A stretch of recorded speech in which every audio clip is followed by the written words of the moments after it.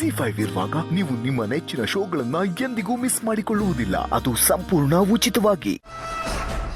ನೀನು ಬಂದಾಗ ಕಳೆದೋಗಿರೋ ನನ್ನ ಪ್ರೀತಿಯ ಅಂತ ಬಂದ್ರು ಅಂತ ಖುಷಿಯಾಗಿದ್ದೆ. ಹೋಗ್ತಾ ಹೋಗ್ತಾ ನನ್ನ ಅಂತರ ಜೊತೆ ಇದ್ದ ಕಂಫರ್ಟು ನಿನ್ನ ಜೊತೆ ಸಿಗ್ತಾ ಇರಲಿಲ್ಲ ನನಗೆ.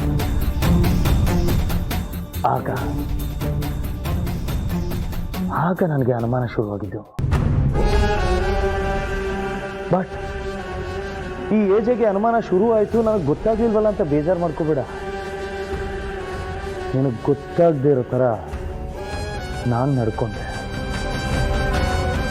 ಮೊದಲು ನಿನ್ನನ್ನು ನನ್ನ ಅಂತ ಕನಸಿನ ಮನೆಗೆ ಕರ್ಕೊಂಡು ಹೋದಾಗಲೇ ಅನುಮಾನ ಶುರು ಆಯಿತು.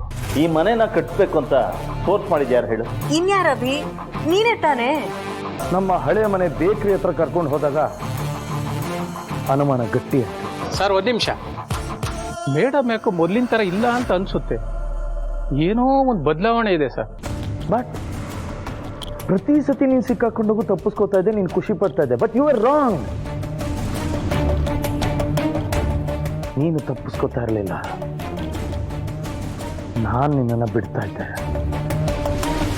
ನೀನು ನಿಂತವಳು ಅಂತ ಹೇಳೋದಕ್ಕೆ ಹೆಚ್ಚಿಗೆ ಸಮಯ ಬೇಕಾಗಿರಲಿಲ್ಲ. ಆದರೂ ನಾನು ಕಾದೆ. ಯಾಕೆ ಗೊತ್ತಾ? ಈ ಮನೆಯವ್ರಿಗೆಲ್ಲರಿಗೂ ನಿನ್ನ ಸತ್ಯ ಏನು ಅಂತ ಗೊತ್ತಾಗಲಿ ಅಂತ. ಇವತ್ತು ನೋಡು, ನೀನು ಒಬ್ಬಳೇ ನಿಂತಿದ್ಯಾ, ಮಿಕ್ಕವರೆಲ್ಲ ಒಂದು ಕಡೆ ನಿಂತಿದ್ದಾರೆ. This is the time. ನೋಡು, ಈ ಮನೆ ಜನ, ಮನೆ ಮರ್ಯಾದೆ, ನನ್ನ ಪ್ರೀತಿ, ನನ್ನ ಭಾವನೆಗಳ ಜೊತೆ ಆಟ ಆಡಿದ್ದಾಳೆ.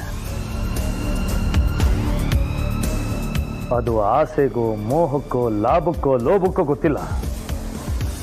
ಆದರೆ ಮಾಡಿರೋ ತಪ್ಪಿಗೆ ಪ್ರತಿಯೊಬ್ಬರಿಗೂ ಕೈ ಮುಗಿದು ಕ್ಷಮೆ ಕೇಳಿ ಮತ್ತೆ ಯಾರ ಕಣ್ಗೂ ಕಾಣದಿರೋ ಹಾಗೆ ಹೋಗ್ತಾ ಇರಬೇಕು. Come on, do it. ಎಲ್ಲರೂ ನನ್ನನ್ನು ಕ್ಷಮಿಸ್ಬಿಡಿ.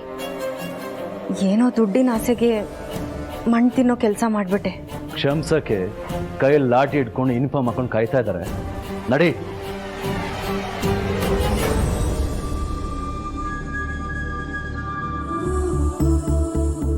ನನ್ನ ಮಗಳು ನೀವು ಅವಳನ್ನ ಯಾವಾಗ ಒಪ್ಕೋತಿರೋ ಅಂತ ಕಾಯ್ತಾ ಇದ್ದಾಳೆ.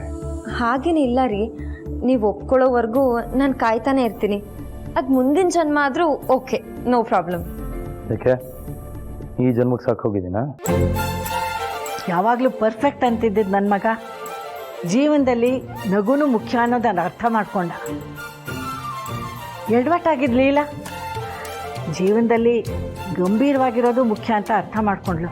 ಹಾಗಾಗಿ ಸುಖ ಸಂಸಾರದ ಸುಲಭ ಸೂತ್ರ ಅಂದರೆ ಒಂದಷ್ಟು ನಗು, ಒಂದಿಷ್ಟು ಜವಾಬ್ದಾರಿ, ಒಂದಿಷ್ಟು ಗಾಂಭೀರ್ಯ. ಅಜ್ಜಿ, ಇನ್ನೇನಿದ್ರು ಇವರಿಬ್ರು ಸಂಸಾರ ಶುರು ಮಾಡ್ಬೇಕು. ಮೊದಲು ಮದ್ವೆ ಆಗ್ಬೇಕು. ನಾನು ಅದಕ್ಕೆ ರೆಡಿ. ನಾನು ರೆಡಿ. ಹಾಗಾದ್ರೆ